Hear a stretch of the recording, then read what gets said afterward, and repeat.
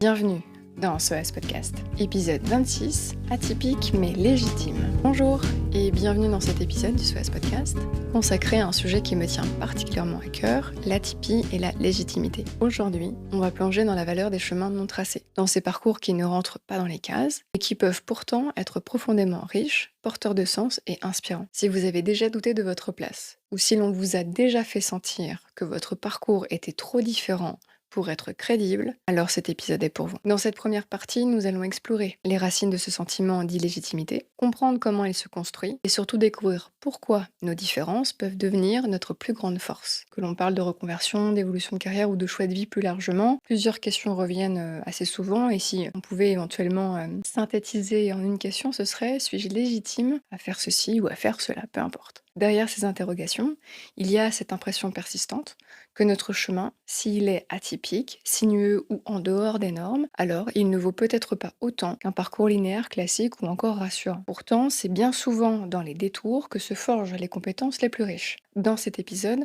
je veux remettre en lumière la valeur des chemins non tracés. Je veux qu'on parle de reconnaissance, d'estime de soi, professionnelle et personnelle, mais aussi de recrutement, de système éducatif, de réseau ou encore de vision du travail. Et pour que tout cela vous soit utile, comme toujours, on ira chercher des pistes concrètes. Comment valoriser un parcours atypique? Comment convaincre sans un CV parfait, et je mets parfait entre guillemets, et surtout comment croire en soi malgré les doutes et les biais. Ce thème, il fait le lien avec de nombreux épisodes passés du SOS Podcast, autant dans la saison 1 que depuis le début de la saison 2. Et notamment avec les interviews que vous avez déjà pu entendre, et celles qui arrivent bien entendu, parce que ce qu'ont en commun mes invités, c'est bien souvent une trajectoire faite d'audace, de bifurcation, et de cette force tranquille qu'est la légitimité qu'on construit soi-même. Alors, si vous vous êtes déjà demandé, est-ce que j'ai le droit d'être là où je suis, ou est-ce que mon parcours vaut quelque chose, eh bien cet épisode est pour vous. Allez, c'est parti pour cette plongée sur nos chemins non tracés, mais pourtant profondément légitimes. Alors, qu'est-ce qu'on entend vraiment par un parcours atypique? Parce qu'on utilise souvent cette expression un peu comme un fourre-tout, un mot valise, qui désigne tout ce qui ne rentre pas dans les cases habituelles. Mais ces cases,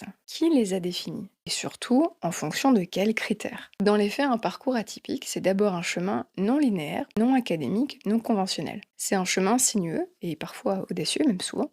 C'est quelqu'un qui a changé plusieurs fois de voie. C'est un individu autodidacte qui s'est formé en dehors des écoles. C'est une personne qui a mis en pause sa carrière, par exemple professionnelle, pour s'occuper d'un proche, ou pour voyager, ou pour se remettre d'un burn-out. C'est aussi une personne qui a créé sa propre place parce que celle qu'on lui proposait ne lui convenait pas. Un parcours atypique, c'est aussi celui d'un émigré qui a dû reconstruire une légitimité dans un pays étranger. Celui d'une artiste devenue comptable, d'un ingénieur devenu maraîcher ou encore d'un prof devenu entrepreneur social. Mais attention, atypique ne veut pas dire flou, atypique ne veut pas dire instable, et surtout, atypique ne veut pas dire incompétent. Le mot atypique, il a longtemps été perçu comme une faiblesse. Aujourd'hui, il devient de plus en plus une richesse, une signature, une histoire qu'on peut raconter avec fierté et qui attire l'attention si on sait comment la raconter. C'est aussi une posture mentale, celle de refuser l'automatisme, de ne pas faire les choses parce qu'il faut, mais bien parce qu'elles résonnent. Dans notre première interview de Lauriane, fondatrice d'Art Wine, vous avez entendu comment elle a su transformer ses valeurs personnelles en mission professionnelle, comment ses multiples essais l'ont permis d'enrichir sa voie professionnelle. Il y a une constante. On fait le choix de l'ajustement personnel plutôt que de l'adaptation forcée. On quitte un moule préfabriqué pour créer le sien, modulable au travers des années. Alors oui, c'est parfois risqué. Oui, ça demande du courage, de la persévérance et beaucoup de remise en question. Mais aujourd'hui, dans un monde du travail en mutation permanente, ces trajectoires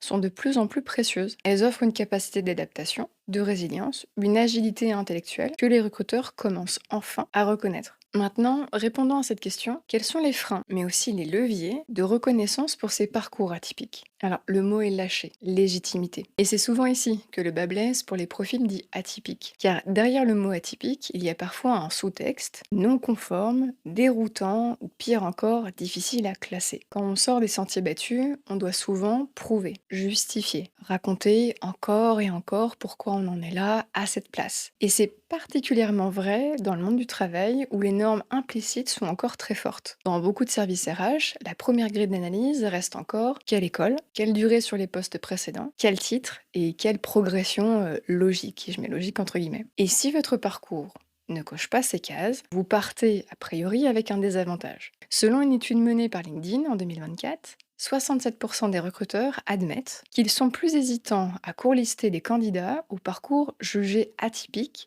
même s'il présente les capacités attendues. Ce biais est souvent inconscient. On cherche à réduire l'incertitude, et ce qui n'est pas déjà balisé, eh bien il fait peur. C'est la fameuse illusion du bon parcours, celui qui est linéaire, progressif, cohérent, selon une norme, mais souvent déconnecté de la réalité du monde actuel. Car aujourd'hui, les carrières ne sont plus des lignes droites, ce sont des zigzags, des ruptures, des explorations. Et ce que beaucoup de recruteurs appellent instabilité, en revanche, c'est souvent de l'adaptabilité. Heureusement, les lignes bougent. Les soft skills, sujet que nous avons traité dans l'épisode 23, je vous le remettrai dans le i sur YouTube, prennent de plus en plus de place dans les critères d'évaluation. Et certains recruteurs l'ont compris, justement, derrière un parcours atypique, il y a souvent un professionnel ou une professionnelle, peu importe, hautement engagé, résilient, autonome, capable de naviguer dans l'incertain et d'apporter une vision nouvelle. Les profils atypiques sont souvent les premiers à innover, à désapprendre pour réapprendre, à sortir du cadre pour inventer d'autres manières de faire. Leur expérience, entre guillemets hors normes, peuvent devenir des catalyseurs puissants de changement. Et encore faut-il leur offrir une écoute sincère, une place pour raconter leur histoire, autrement qu'à travers ces filtres classiques. Et c'est précisément ce que nous verrons dans le prochain chapitre. Comment mieux raconter son parcours atypique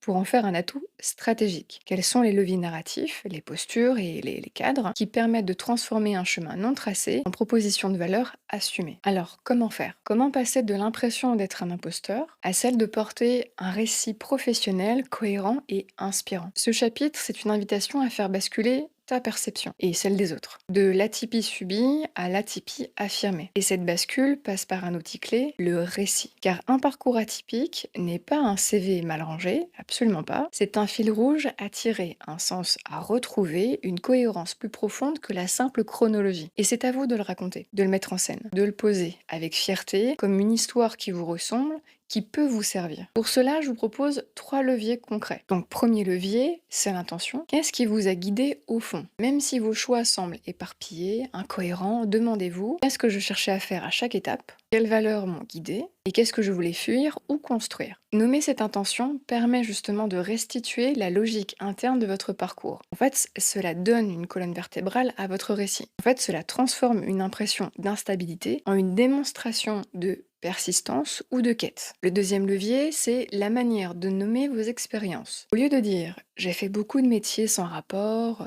je me suis un peu cherché, etc., chose que j'ai déjà entendue en recrutement, essayez plutôt j'ai exploré différents environnements pour affiner mon projet, ce qui m'a permis de développer une forte capacité d'adaptation et de prise de recul. Vous voyez, les mots comptent. Un congé parental peut devenir une période d'observation active et de recentrage. Une rupture professionnelle peut devenir un pivot stratégique. C'est ce que j'appelle la focale narrative.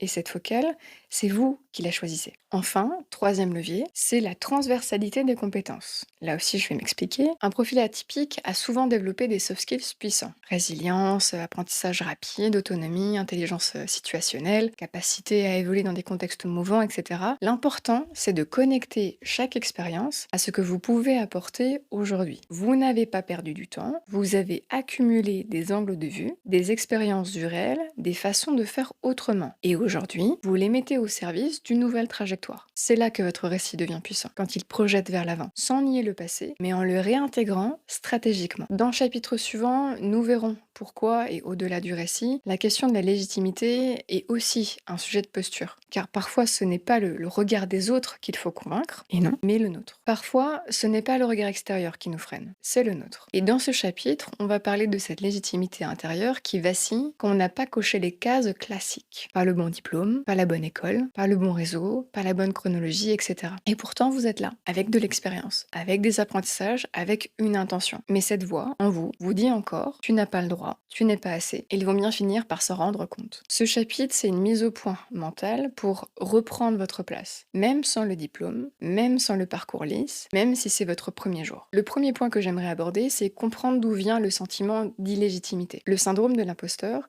ce n'est pas une faiblesse personnelle. C'est une réaction normale dans un système qui valorise la conformité. Quand on sort des sentiers battus, on est plus exposé. On ne peut pas se cacher derrière une école, une certification, un label. Et souvent, l'environnement renforce cette impression. Des recruteurs frileux, des collègues étonnés, des proches qui ne comprennent pas. Alors on doute. On se met à attendre une validation extérieure. Mais si vous attendez d'avoir une autorisation formelle pour vous sentir légitime, comme je l'ai déjà dit dans d'autres épisodes, vous risquez d'attendre longtemps. La légitimité, ça se revendique de l'intérieur d'abord. Deuxième point que j'aimerais aborder, changer la posture. Donc passer de demandeur à apporteur. Finalement, la question n'est pas est-ce que j'ai le droit d'être ici? La question est plutôt qu'est-ce que j'ai à offrir ici, maintenant, dans cette position, avec ce que je sais et ce que je suis devenu. Tant qu'on se positionne en demandeur de reconnaissance, on laisse le pouvoir à l'extérieur. La bascule, c'est d'adopter la posture de l'apporteur. Je m'explique. Même si votre parcours est atypique, vous apportez un regard neuf, une capacité à faire autrement, une expérience de vie, une agilité relationnelle. Alors oui, cela ne remplace pas tout, c'est sûr, mais c'est suffisant pour exister professionnellement. Troisième point, reprogrammer sa perception. En gros, c'est l'effet miroir inversé. Il y a un outil que j'utilise souvent en séance et que je vous invite à tester maintenant. C'est tout simple, vraiment. Prenez une situation dans laquelle vous vous êtes senti pas légitime. Notez ce que vous vous êtes dit. Ça peut aller à je n'ai pas assez d'expérience, ils sont tous plus compétents que moi, je n'ai pas les codes, etc. Puis inversez la perspective et demandez-vous et si justement ce que je pensais être un manque était ma force. Je vais vous donner un exemple. Je n'ai pas les codes peut se transformer à je suis capable d'ouvrir des espaces différents, moins formatés. Et c'est totalement vrai. Deuxième exemple, je ne viens pas du bon milieu. Eh bien cela peut devenir à je comprends mieux celles et ceux qu'on n'écoute pas. En réalité, ce que vous faites et ce que vous vous offrez, c'est une reprogrammation mentale qui change votre posture. Et ça se travaille chaque jour. Quatrième point, quatrième levier, s'autoriser à réussir autrement. Alors, rappelez-vous ceci, il n'y a pas une seule façon d'être légitime. Il y a des parcours qui ressemblent à des lignes droites et d'autres à des spirales, des traversées, des bifurcations, etc. Et les deux sont valables. Ce qui compte, ce n'est pas comment vous êtes arrivé ici, c'est ce que vous en faites. Et si vous êtes capable d'apprendre, de contribuer, d'évoluer, alors vous êtes déjà légitime. Comme toujours dans ce podcast, vous le savez bien, j'aime vous proposer des outils complémentaires. Donc il y a les outils audio qui sont aussi disponibles sur toutes les plateformes d'écoute, YouTube, Spotify, Deezer, etc.